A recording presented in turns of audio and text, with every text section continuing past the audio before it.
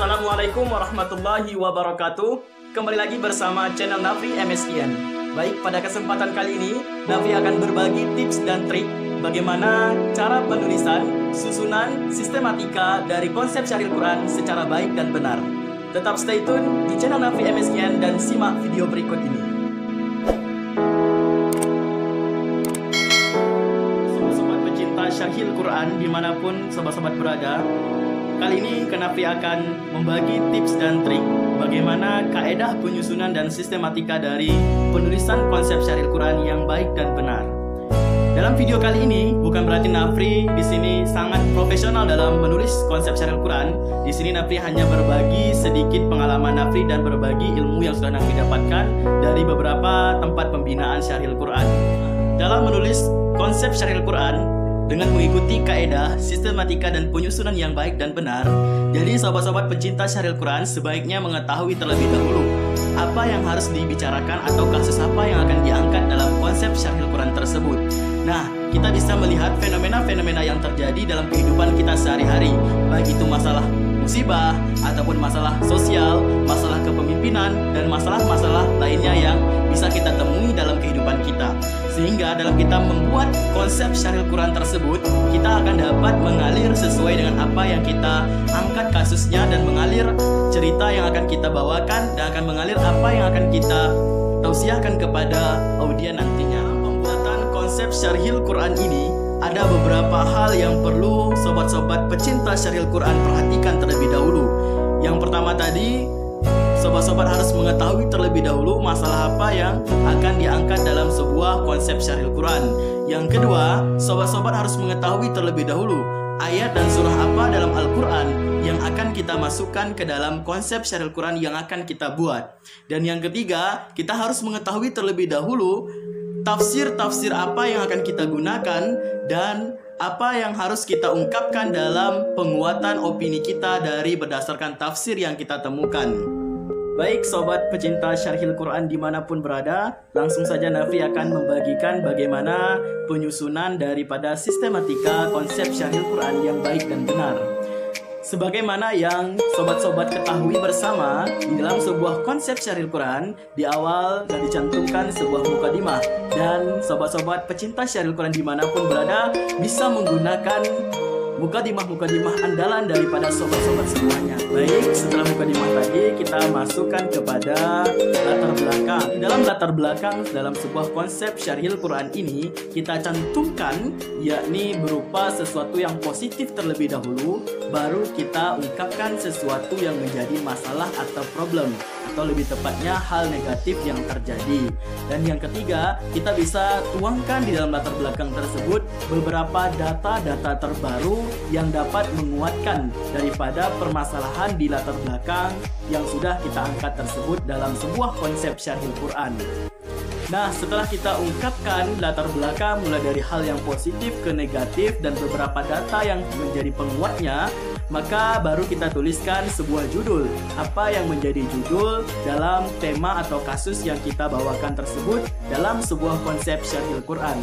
Nah, setelah latar belakang dan judul kita masukkan, maka kita harus mengetahui atau mencari sumber dari Al-Quran, yakni firman Allah Subhanahu wa Ta'ala mengenai masalah yang sudah kita angkat tersebut.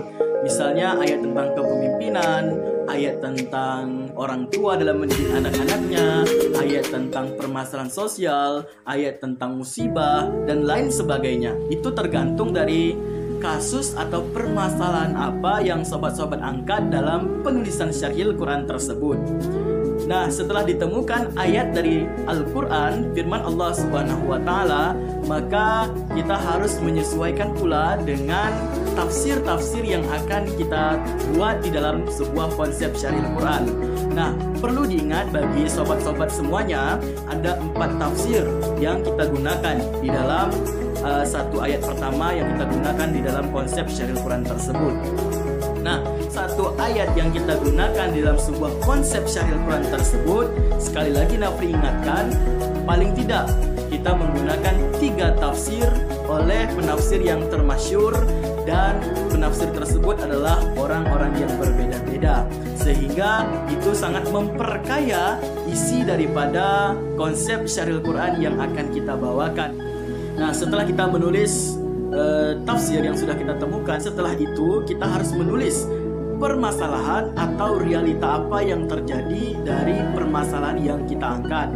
Kemudian baru kita tuliskan pula pendapat atau opini dari kita sebagai yang memperhatikan atau yang ingin memberikan solusi dari permasalahan yang terjadi.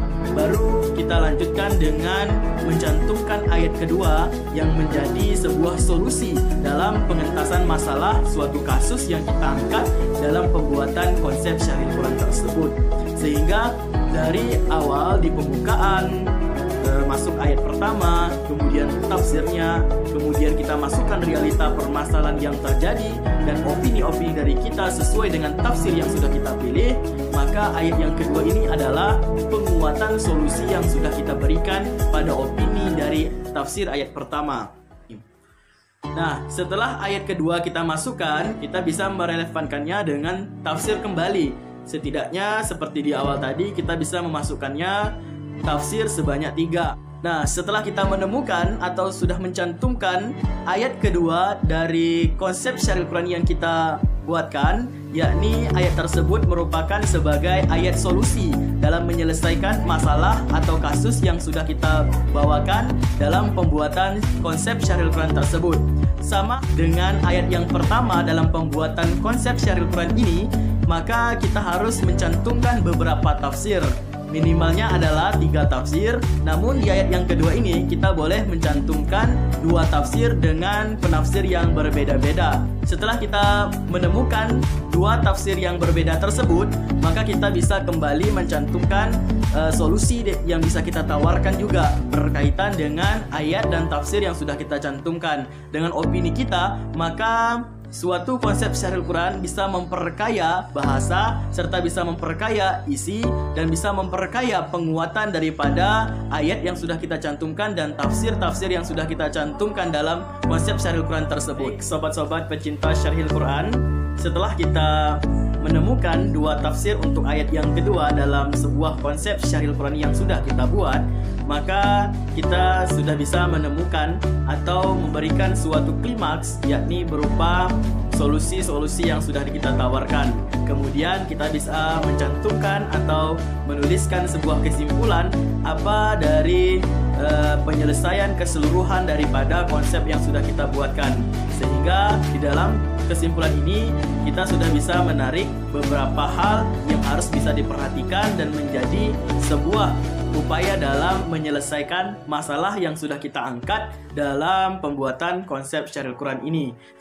Mungkin hanya itu yang dapat Nafri bagikan pada kesempatan kali ini. Lebih dan kurangnya Nafri mohon maaf yang sebesar-besarnya. Mungkin ada penambahan dari sobat-sobat pecinta Syarhil Quran dimanapun berada, bisa komen di kolom komentar. Demikian yang dapat Nafri sampaikan. Lebih dan kurang mohon maaf. Wabillahi taufiq wal hidayah. Wassalamualaikum warahmatullahi wabarakatuh.